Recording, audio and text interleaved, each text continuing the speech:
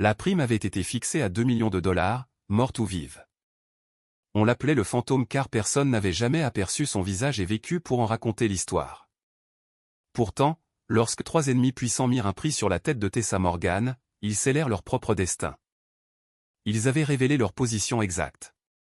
C'était Tessa Morgan, 28 ans, cheveux noirs coupés courts par commodité, des yeux bleus perçants derrière des lentilles capables de verrouiller des cibles au-delà de la vision normale, et une réputation qui faisait même suer à grosses gouttes les commandants chevronnés. Pendant 2 ans, elle avait été la femme la plus traquée à travers 3 nations. Non pas pour des secrets volés, des fuites de renseignements ou des régimes renversés. Tessa Morgan était traquée parce qu'elle était devenue l'assassin la plus efficace que le monde moderne ait jamais connu. Elle avait éliminé des personnalités de haute valeur avec une précision chirurgicale, par-delà les frontières. On l'appelait le fantôme pour une raison. Sur 24 éliminations confirmées, aucun témoin ne l'avait jamais vu et survécu. Les systèmes de sécurité tombaient toujours en panne au bon moment. Les gardes s'assoupissaient mystérieusement pendant les quarts critiques. Des complexes entiers plongeaient dans l'obscurité juste assez longtemps pour qu'elle puisse frapper et disparaître dans la nuit. Mais Tessa n'avait pas commencé sa vie en tant qu'assassin. Elle occupait autrefois un rôle très différent, rendant sa transformation à la fois amèrement ironique et étrangement inévitable. 5 ans plus tôt, elle était capitaine Tessa Morgan des forces spéciales américaines, une tireuse d'élite décorée avec plus de victoires à longue portée confirmée que toute autre femme soldat active enregistrée. Elle avait mené à bien 3 opérations en profondeur en territoire hostile, gagné 2 Silver Star et une Bronze Star, et était en bonne voie pour devenir commandante lorsque tout s'est effondré. La mission qui mit fin à sa carrière était censée être de routine. Éliminer une cible de grande valeur orchestrant des attaques contre les troupes américaines. Les renseignements étaient solides, la cible vérifiée, la frappe autorisée au plus haut niveau, à 1247 mètres. Ajustant pour le vent de travers, Tessa envoya une balle à travers une fenêtre à peine plus large que ses épaules. C'était une exécution exemplaire, impeccable dans les moindres détails. Cible neutralisée. Sauf que l'homme n'était pas du tout un ennemi. C'était un agent secret américain tentant d'infiltrer le réseau qu'elle avait reçu l'ordre de détruire. Les informations qu'on lui avait fournies avaient été délibérément falsifiées par quelqu'un désireux de l'éliminer sans laisser de traces américaines. Lorsque la vérité éclata, Tessa se trouva à un carrefour. Elle pouvait endosser la responsabilité, accepter un congédiement déshonorant et disparaître discrètement, ou faire face à une cour martiale et à des décennies de prison pour avoir tué un collègue agent. Elle choisit une 3e voie. Elle disparut, mais pas discrètement. Dans les 6 mois qui suivirent, 3 officiers qui avaient falsifié les renseignements ayant conduit à l'échec de sa mission furent retrouvés morts. Chacun fut abattu d'un seul tir d'une précision incroyable. Chaque scène était immaculée, professionnelle et indétectable. La signification était indéniable. Tessa Morgan n'était plus liée par le protocole militaire, les règles d'engagement ou les autorisations officielles. Elle vivait désormais selon son propre code, et ce code n'avait qu'un seul commandement, la trahison exige réparation. Avez-vous déjà été trahi si profondément que cela vous a forcé à vous réinventer? Parfois, les personnes en qui nous avons le plus confiance nous rappellent que la confiance elle-même peut être un luxe trop coûteux à s'offrir.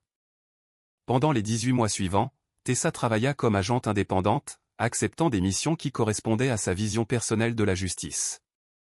Seigneur de la drogue qui forçait des enfants à rejoindre des armées, trafiquant d'armes qui acheminaient des armes aux terroristes, politiciens qui remplissaient leurs poches par le trafic d'êtres humains. C'étaient ses cibles désignées. Sa réputation dans l'ombre grandit rapidement. Elle était coûteuse, elle était sélective et, par-dessus tout, elle était d'une fiabilité irréprochable. Lorsque Tessa Morgan acceptait un travail, le sort de la cible était scellé. Il ne le réalisait pas encore. Les 3 généraux qui placèrent follement une prime sur son nom incarnaient tout ce qu'elle était venue à mépriser de la pourriture militaro-industrielle qu'il avait autrefois trahi. Le général Thomas Kane, chef de la 7e division d'infanterie, avait passé 3 ans à vendre des renseignements militaires américains aux plus offrants, un commerce qui avait directement coûté la vie à au moins 40 soldats américains. Pourtant, ses liens au Pentagone le protégeaient de toute reddition de comptes. Le général Omar Haddad commandait une armée privée dans des territoires disputés, financée par la richesse pétrolière et soutenue par des trafics d'armes avec des réseaux criminels mondiaux. Il orchestra un nettoyage ethnique qui chassa plus de 100 000 civils de leur foyer. Mais sa valeur géopolitique le rendait intouchable. le général Viktor Morozov supervisait un réseau de groupes de mercenaires à travers l'Europe de l'Est, offrant des forces militaires aux plus offrants. Ces compagnies avaient été impliquées dans des crimes de guerre lors de 4 conflits. Pourtant, son talent à fournir au gouvernement des atouts dissimulables le rendait indispensable au cercle de renseignement des deux côtés. Les 3 hommes partageaient un trait commun. Ils avaient prospéré grâce à la corruption et à la décadence morale du genre qui avait brisé la foi de Tessa en la justice officielle. La prime était leur idée. Mettant en commun leurs ressources, ils offrirent une fortune pour démasquer le fantôme et éliminer la menace qu'elle représentait pour leurs empires.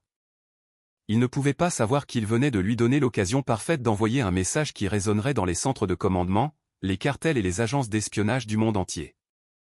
L'annonce fut diffusée par des canaux souterrains un froid mardi matin de novembre. 2 millions de dollars, répartis équitablement entre les généraux, pour toute piste menant à la capture ou à la mort confirmée de l'insaisissable tireuse d'élite connue uniquement sous le nom de Fantôme. Au crépuscule, la prime était chuchotée dans les bars de mercenaires de Bangkok à Bogota, dans les camps criminels de Moscou à Mexico, et même dans les couloirs des services de renseignement de Londres. Tout le monde rêvait de cette récompense. Tout le monde croyait qu'il réussirait là où les armées et les coalitions internationales avaient échoué. Ils se trompaient tous lourdement. Tessa découvrit la prime assise dans un petit café de Varsovie, faisant défiler des fichiers cryptés sur un ordinateur portable conçu pour s'autodétruire si quelqu'un d'autre tentait d'y accéder. Elle lut le message 2 fois, grava chaque détail dans sa mémoire, puis referma l'ordinateur d'un coup sec et s'autorisa le premier sourire depuis des mois. Il venait de lui donner leur nom. Il lui avait également donné leurs emplacements approximatifs. Il lui avait même fourni des photographies pour une identification claire. Plus important encore, ils avaient commis la même erreur fatale qui avait condamné tant de ses cibles passées, ils supposaient que la traque était un danger qui n'arrivait qu'aux autres. Tessa termina son café, régla la note et sortit du café cet après-midi-là avec le calme de quelqu'un qui savourait une excellente nouvelle. Du travail l'attendait. Le premier problème était la logistique. 3 généraux répartis sur différents sites, chacun fortement défendu et se préparant maintenant à des tentatives d'assassinat. Les méthodes standards exigeaient des semaines de reconnaissance, une collecte minutieuse de renseignements et des plans d'infiltration méticuleux. Mais Tessa n'avait pas des semaines. La prime signifiait que chaque escroc, mercenaire et agent renégat du globe la chercherait bientôt. Elle devait les éliminer tous les 3 avant que sa propre position ne soit compromise. Plus urgent encore, elle devait envoyer un avertissement. Ces éliminations ne pouvaient pas se contenter de supprimer des menaces immédiates. Elle devait clairement faire comprendre que chasser le fantôme ne serait jamais une entreprise rentable. Elle commença par le général Thomas Kane. Les renseignements le situaient dans une base d'opérations avancée nichée dans les montagnes, supervisant des exercices avec des troupes locales alliées. Le complexe était hérissé de 3 niveaux de sécurité, de patrouilles 24 heures sur 24 et d'un soutien aérien pouvant être lancé en quelques minutes. Pourtant, le centre de commandement se trouvait exactement à 2347 mètres d'une ligne de crête qui offrait une couverture impeccable et une ligne de mire directe. Avant l'aube, Tessa gravit la crête et se glissa en position avec la précision silencieuse qui définissait sa légende. Elle portait un fusil de calibre .50 Barrett M82, choisi spécifiquement pour sa capacité à percer le verre blindé et à délivrer une puissance létale sur des portées extrêmes. L'installation de son nid de tir lui prit 47 minutes. Elle prit en compte les vents transversaux, l'humidité, la pression barométrique, et même l'effet Coriolis à cette latitude. Son tir parcourait près de 2,5 km, chuterait de 5,5 mètres sous l'effet de la gravité et dériverait d'1 mètre latéralement sous l'effet du vent. À exactement 8h47, le général Kane sortit de ses quartiers et se dirigea vers le centre de commandement, suivant la même routine qu'il avait maintenue pendant près d'une semaine. Tessa maîtrisa sa respiration, aligna le réticule et pressa la gâchette. La balle de calibre .50 déchira l'air à 850 mètres par seconde, couvrant la distance en 2,8 secondes. La balle frappa le général Thomas Kane en plein dans la poitrine, le faisant tomber instantanément avant même que l'écho du tir n'atteigne la base. Tandis que la sécurité se précipitait pour retrouver l'origine et organiser une contre-attaque, Tessa était déjà à 5 km, se déplaçant vers son point d'extraction avec la démarche calme de quelqu'un qui avait répété cet exercice d'innombrables fois.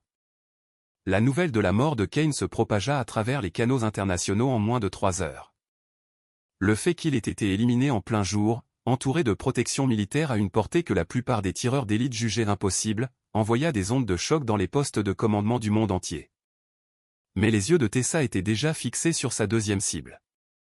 Le général Omar Haddad, ébranlé par l'exécution soudaine de Kane, avait renforcé sa sécurité au point de la paranoïa. Il avait déplacé son quartier général dans un complexe de bunkers souterrains, s'était entouré de 3 couches de gardes armés et avait annulé toute activité extérieure jusqu'à ce que le fantôme soit trouvé et neutralisé. Ces mesures étaient minutieuses, disciplinées et absolument vaines. Tessa étudiait la disposition de ce bunker depuis 18 mois, bien avant que la prime ne soit même affichée. La paranoïa de Haddad le rendait prévisible, et sa forteresse contenait un défaut fatal qu'il n'avait jamais anticipé. Le système de ventilation aspirait l'air par des conduits situés à environ 400 mètres de la porte principale. Ces conduits étaient protégés par des grilles et des capteurs, mais ils offraient quelque chose d'encore plus précieux que l'entrée. Ils offraient le son.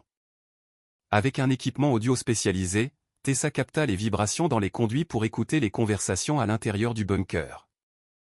6 heures d'écoute lui donnèrent la position de Haddad, son emploi du temps quotidien et les rotations de ses gardes. Plus important encore, cela révéla ses appels satellites privés à des alliés criminels, le forçant à un emplacement fixe dans le complexe où le signal était le plus fort. Chaque jour, à précisément 14h30, il effectuait ses appels sans faute. Cet emplacement se trouvait directement sous un conduit de ventilation menant à la surface à travers des tubes en béton et des tuyaux métalliques. Tessa passa 2 jours à tracer la trajectoire exacte requise pour envoyer un explosif à travers le système directement à la position de Haddad. L'appareil devrait naviguer dans 4 virages à angle droit, descendre de 12 mètres et détonner dans un rayon de 3 pieds, environ 1 mètre. Elle sélectionna une charge compacte mais mortelle, chronométrée et déclenchée à distance, conçue pour maximiser la destruction dans les confins étroits tout en limitant les dommages collatéraux. Le 3e jour, à 14h28, elle relâcha l'appareil dans le conduit depuis son perchoir en surface. Elle avait chronométré la chute, calculé la descente et synchronisé la détonation à la seconde près.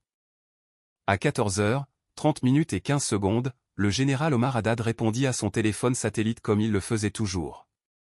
À 14h, 30 minutes et 23 secondes, l'appareil éclata directement au-dessus de lui. L'explosion resta confinée à l'intérieur du bunker, bien que les moniteurs sismiques à travers le complexe enregistrèrent instantanément la détonation. Au moment où la sécurité se précipita à la position d'Omar Haddad, tout ce qu'ils découvrirent fut des débris et les restes d'un homme qui pensait que l'acier et le béton le protégeraient mieux que le terrain découvert. Tessa était déjà à 200 km, se dirigeant vers son objectif final lorsque les médias internationaux annoncèrent le 2e assassinat, 2 généraux en 5 jours. Les 2 étaient tombés malgré des couches de sécurité. Les 2 avaient été tués par des méthodes qui montraient une compréhension intime de leur routine et de leurs environnements. Le signal était clair. Le fantôme ne fuyait pas la prime. Elle en avait fait sa liste de choses à faire. Le général Viktor Morozov apprit la mort de Haddad alors qu'il se trouvait à bord de son yacht privé ancré à 12 km de la côte dans les eaux internationales. Sa réaction fut rapide et absolue. Toutes les opérations cessèrent. Tout le personnel fut rappelé à bord du navire, qui fut immédiatement déplacé vers une position que lui seul connaissait. Le yacht fonctionnait comme une forteresse flottante équipée de réseaux radars, de filets sonars, de gardes armés et de systèmes anti-aériens. Morozov avait converti un symbole de luxe en un centre de commandement mobile conçu pour repousser les menaces aériennes, maritimes ou sous-marines. Mais il fit une erreur de calcul critique. Il supposa que Tessa devrait s'approcher du navire de l'extérieur pour l'atteindre. Il se prépara aux sous-marins, aux avions, aux assauts de surface, et même aux insertions par hélicoptère. Ce qui ne lui vint jamais à l'esprit, c'est qu'elle était déjà à l'intérieur. 3 semaines plus tôt, Tessa s'était glissée dans son réseau sous le pseudonyme de Nadia Vulova, une experte en communication avec des références impeccables et de solides compétences en sécurité maritime. Sa couverture avait été soigneusement élaborée pendant des mois, avec une histoire falsifiée, des contacts vérifiables et des certifications professionnelles capables de résister à l'examen le plus rigoureux. La paranoïa de Morozov avait, ironiquement, joué en sa faveur. Lorsqu'il ordonna que son équipage soit confiné au yacht, il s'assura personnellement que Nadia Vulova serait chargée de superviser toute la sécurité des communications. Pendant 21 jours, Tessa vécut et travailla à ses côtés, gérant ses systèmes, surveillant les défenses, gagnant sa confiance par une loyauté apparente et une performance irréprochable. Elle mémorisa ses routines, ses mesures de sécurité, ses habitudes personnelles, et même la disposition exacte de sa suite privée. Plus important encore, elle obtint un accès illimité à toutes les pines dorsales électroniques du navire. Le 6e matin après la disparition de Haddad, le général Morozov suivit son rituel habituel, réveil à 6h30, exercice matinal, examen des rapports de sécurité de la nuit, puis préparation de son briefing quotidien. À 8h47, il entra dans son bureau privé pour passer en revue des rapports cryptés de ses entreprises mondiales. À 8h48, Nadia Vulova frappa avec une mise à jour de sécurité urgente qui exigeait son attention immédiate. À 8h49, Tessa Morgan referma la porte derrière elle et sortit un pistolet silencieux avec l'aisance de quelqu'un qui avait accompli cet acte d'innombrables fois. « Général Morozov, dit-elle calmement, son arme braquée. Je m'appelle Tessa Morgan. Je crois que vous me cherchez. » Sa main se tendit vers le bouton d'alarme, puis se figea alors que la réalisation lui parvenait. Cette femme gérait ses communications depuis 3 semaines. Le fantôme, murmura-t-il, d'une voix stable malgré le choc. J'aurais dû m'en douter. Vous avez mis ma tête à prix, dit Tessa froidement, son pistolet pointé sur sa poitrine. Vous m'avez rendu célèbre. Vous avez diffusé mon nom à chaque voyou et mercenaire de la planète. C'était une affaire, répondit Morozov sèchement. Vous avez éliminé trop de nos partenaires. Mauvais pour les profits de tous. Je sais comment fonctionnent les affaires, répondit Tessa, sa voix coupante comme un rasoir. Je suis sur le point de conclure une affaire de 3 semaines. Curieux de savoir depuis combien de temps je suis sur votre navire? Avant de fixer cette prime, vous m'avez embauché pour vous protéger de moi. Ironique, n'est-ce pas? Ajouta-t-elle. Avez-vous déjà réalisé que la personne en qui vous avez le plus confiance est souvent celle que vous n'auriez jamais dû? Parfois, l'ennemi le plus mortel est celui que vous laissez entrer dans votre cercle. Morozov étudia son visage, y voyant la précision implacable qui avait forgé sa légende. Si vous allez me tuer, au moins dites-moi pourquoi, demanda-t-il. Qu'est-ce qui a transformé une soldate américaine en assassin international? La trahison, dit simplement Tessa. La même chose qui vous finira. Vous avez rompu le code qui garde certaines lignes secrètes. Je l'honorais encore. Il y a 12 hommes armés sur ce navire, prévint Morozov. Même si vous me tuez, vous ne partirez jamais vivante. Général, dit Tessa en jetant un coup d'œil à sa montre. Dans environ 30 secondes, votre yacht subira une panne moteur catastrophique. Presque sur ce signal, les alarmes retentirent à travers le navire. Les lumières d'urgence s'illuminèrent en rouge alors que les moteurs s'éteignaient, laissant l'énorme navire à la dérive en pleine mer. La couverture de Tessa en tant que Nadia Vulova lui avait donné un accès complet à tous les systèmes électroniques, et elle les avait reprogrammés pendant des semaines. Morozov pouvait déjà entendre ses hommes criant des ordres, sprintant dans les couloirs, se déménant pour répondre aux crises qui les éloignaient davantage de lui. Sa forteresse venait de se transformer en son cercueil. Un dernier mot, général? Demanda Tessa. Une seule question, répondit Morozov. Vous nous avez tués tous les 3. Qu'est-ce qui attend le fantôme après cela? Elle marqua une pause, réfléchissant, j'envoie un message à quiconque pense que me chasser est rentable. Le silencieux siffla doucement alors qu'elle pressait la gâchette. Le corps de Morozov fut retrouvé 6 heures plus tard lorsque son équipe rétablit enfin les communications et força l'ouverture du bureau scellé. À ce moment-là, Nadia Vulova avait disparu sans laisser de traces. Les caméras avaient mystérieusement cessé de fonctionner. Le chaos orchestré qui avait éloigné les gardes avait été purgé du système, et même l'ADN dans ces quartiers fut rendu inutile par un lavage chimique qui effaça toute trace forensique. Le fantôme avait une fois de plus été à la hauteur de sa légende. La nouvelle du 3e assassinat atteignit les médias internationaux en moins de 12 heures. 3 généraux, 3 méthodes uniques, 3 frappes impeccables, anéantissant tout le comité de la prime en moins de 2 semaines. Le message était clair. Placer un prix sur le fantôme n'était pas une opportunité. C'était un mandat de mort. Pourtant, le travail de Tessa Morgan n'était pas terminé. 48 heures après la mort de Viktor Morozov, des messages cryptés firent surface dans les bases de données de renseignement, les réseaux criminels et les canaux de mercenaires à travers le monde. Chacun était identique, court, clinique, signé d'un seul mot, fantôme. La prime a été collectée. 2 millions de dollars payés intégralement. 3 cibles éliminées comme convenu. Aucune collecte supplémentaire n'est requise. La déclaration se terminait par « Ceci conclut toutes les affaires concernant l'opératrice connue sous le nom de Fantôme. Toute future prime sera traitée comme une rupture de contrat avec des conséquences. » Étaient jointes des photographies des 3 scènes, des analyses techniques des armes et des méthodes, ainsi que des eurodatages prouvant que chaque élimination avait été exécutée dans la fenêtre de la prime initiale. Cela se lisait comme un reçu, une transaction complète. Mais en dessous se trouvait un avertissement. En l'espace d'une semaine, 3 syndicats du crime distincts retirèrent discrètement les primes qu'ils avaient prévu de placer sur d'autres cibles internationales. 2 agences gouvernementales annulèrent des contrats d'assassinat qu'elles se préparaient à donner le feu vert. Une douzaine d'informateurs et de rivaux présumés furent épargnés. Les sociétés mercenaires décidèrent soudain que chasser les renseignements sur le fantôme ne valait pas la peine de se ruiner. L'ensemble du marché souterrain des meurtres à forfait et de l'espionnage avait reçu le message de Tessa Morgan fort et clair. Certaines personnes sont bien plus dangereuses à poursuivre qu'à laisser tranquilles. 6 mois plus tard, elle était assise dans un autre café d'une autre ville, scannant des fichiers cryptés sur un autre ordinateur portable conçu pour se dissoudre s'il était compromis. Cette fois, elle était à Kiev. Les nouveaux messages lui offraient un contrat en Asie du Sud-Est, et, une fois de plus, l'appareil s'effacerait si quelqu'un d'autre le touchait. Elle était revenue à son ancien travail, des missions soigneusement choisies qui s'alignaient sur son code personnel de justice. L'incident de la prime n'avait pas terni sa réputation. Il l'avait élevée. Les réseaux criminels rivalisaient maintenant pour l'embaucher, réalisant qu'employer le fantôme était bien plus sûr que de finir dans sa ligne de mire.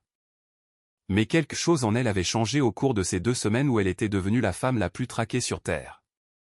Être une proie lui avait rappelé pourquoi elle avait choisi d'être un prédateur. L'effet d'entraînement des morts des généraux secoua le milieu criminel d'une manière qu'elle n'avait jamais prévue. L'empire mercenaire de Morozov se désintégra sans lui. Des lieutenants se battirent pour des miettes et exposèrent accidentellement des années de secrets enfouis. L'armée privée d'Omar Haddad s'effondra du jour au lendemain, laissant un vide de pouvoir que les forces gouvernementales comblèrent rapidement, apportant enfin la stabilité à une région marquée par des décennies de guerre. Tout aussi significatif, les réseaux de renseignement qu'ils avaient corrompus étaient maintenant sous examen et démantèlement. Sans son bouclier, des lanceurs d'alerte au Pentagone firent surface, exposant des preuves de trahison systémique qui avaient coûté d'innombrables vies américaines. Une enquête classifiée et approfondie avait commencé. Le genre de justice que Tessa ne s'attendait jamais à voir par les voies officielles. Ce qui avait commencé comme son chemin de vengeance avait déclenché un véritable changement systémique. Les 3 généraux qu'elle avait éliminés n'étaient pas de simples individus. Ils étaient les pivots de réseaux entiers de corruption qui avaient longtemps prospéré en toute impunité. Leur mort tira ces réseaux à la lumière, les déchirant. Ce fut une dure leçon sur les conséquences imprévues, une leçon qui la força à repenser l'impact plus large de ses actions. Le prochain contrat qu'elle examinait concernait un réseau de trafic opérant dans 5 nations, kidnappant des enfants par l'intermédiaire de fonctionnaires corrompus et du crime organisé. La cible était Léon Chen, un homme d'affaires utilisant des entreprises de transport maritime légitimes comme couverture pour déplacer des cargaisons humaines aux côtés de fret réguliers. Les rapports montraient que son opération avait trafiqué plus de 800 enfants en seulement 2 ans, les vendant à travers l'Asie du Sud-Est et au-delà. Les autorités locales avaient enquêté pendant des mois, mais les liens de Chen avec des fonctionnaires de haut rang le rendaient intouchable. La prime était de $500 000, soutenue par une coalition de groupes de défense des droits humains mettant en commun leurs ressources pour obtenir justice là où les gouvernements avaient échoué. En lisant le dossier, Tessa reconnut un schéma trop familier, la corruption protégeant les crimes, les canaux officiels paralysés par le profit, la justice bloquée par la politique. Mais cette mission était différente. On ne lui demandait pas simplement d'éliminer un autre ennemi. On lui demandait d'arrêter un prédateur dont la survie signifiait une souffrance implacable pour des centaines d'enfants. Le choix était évident.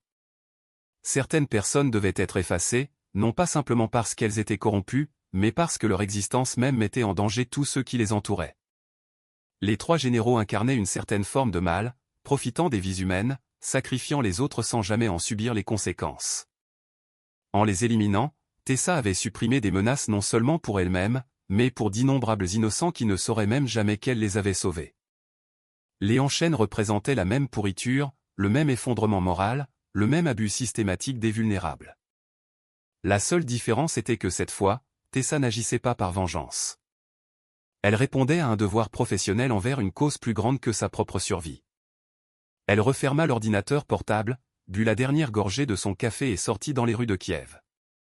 Elle avait choisi d'accepter le contrat en Asie du Sud-Est. Les renseignements confirmaient que Chen orchestrait des enlèvements d'enfants à grande échelle. Passant devant des maçonneries séculaires qui témoignaient silencieusement de la violence de l'histoire, Tessa éteignit son appareil. Après la trahison, la guerre et le bouleversement, elle réfléchit à sa propre transformation.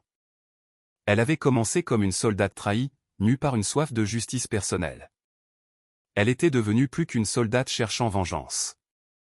Elle était maintenant une force de changement systémique là où la justice traditionnelle avait échoué. L'ironie ne lui échappa pas. Tessa Morgan s'était avérée bien plus efficace pour protéger des vies innocentes en tant que fugitive qu'elle ne l'avait jamais été en uniforme. Les règles d'engagement militaire, les obstacles politiques et la lourdeur bureaucratique lui avaient autrefois lié les mains. Maintenant, libérée de ses chaînes, elle pouvait frapper rapidement, de manière décisive et sans compromis. Son appareil de communication crypté vibra avec une alerte prioritaire. Le contrat en Asie du Sud-Est avait été mis à jour. Léon Chen se préparait à étendre ses routes de trafic vers l'Europe de l'Est, triplant sa portée pour les enfants enlevés. Son élimination avait été avancée. L'opération devait être exécutée dans les 2 semaines avant que le réseau ne soit pleinement opérationnel. Tessa lut les renseignements 2 fois, mémorisant les routes, les horaires et les niveaux de sécurité. La base d'opération de Chen était un complexe fortement fortifié à Singapour, dissimulé derrière des centres commerciaux légitimes qui servaient de parfaite couverture. L'éliminer exigerait le même type d'infiltration profonde qu'elle avait utilisé contre Morozov. Mais cette fois, le calendrier compressé signifiait qu'elle devrait accepter de plus grands risques. Elle esquissa un léger sourire, le genre de défi qu'elle adorait. Une cible de grande valeur, des défenses complexes, une fenêtre de temps étroite, et les vies de centaines d'enfants reposant sur son succès. C'est exactement pourquoi elle avait choisi cette voie. Le fantôme n'était plus seulement un assassin. Elle était devenue quelque chose dont le monde avait besoin, même si le monde ne l'admettait jamais. Certaines menaces devaient être arrêtées. Une certaine justice ne pouvait attendre de permission. Certains problèmes exigeaient des solutions au-delà des cadres légaux et des zones d'ombre morale. Le fantôme avait du travail à faire. Et si vous vous êtes déjà senti trahi par le système même auquel vous faisiez confiance, vous savez pourquoi certaines personnes dépassent les limites. Parfois, la seule vraie justice vient de ceux qui ne veulent pas accepter que le profit rende le crime intouchable. Parfois, le protecteur invisible est celui qui vous sauve. Parfois, le fantôme dans la machine est exactement ce dont la machine a besoin. Et parfois, le personnage le plus dangereux dans la pièce est celui qui n'a plus rien à perdre et tout à défendre. La prime sur la tête de Tessa Morgan était destinée à la faire sortir de sa cachette. Au lieu de cela, elle rappela au monde que certains alliés sont trop précieux pour être chassés, certaines compétences trop dangereuses à provoquer, et que placer un prix sur un fantôme est la dernière erreur que l'on commet jamais. Le fantôme était de retour au travail, et le monde en était plus sûr, même s'il ne le savait jamais. Merci d'avoir regardé. Ceci est les contes de Old Bill. Abonnez-vous si vous souhaitez entendre d'autres histoires incroyables comme celle-ci.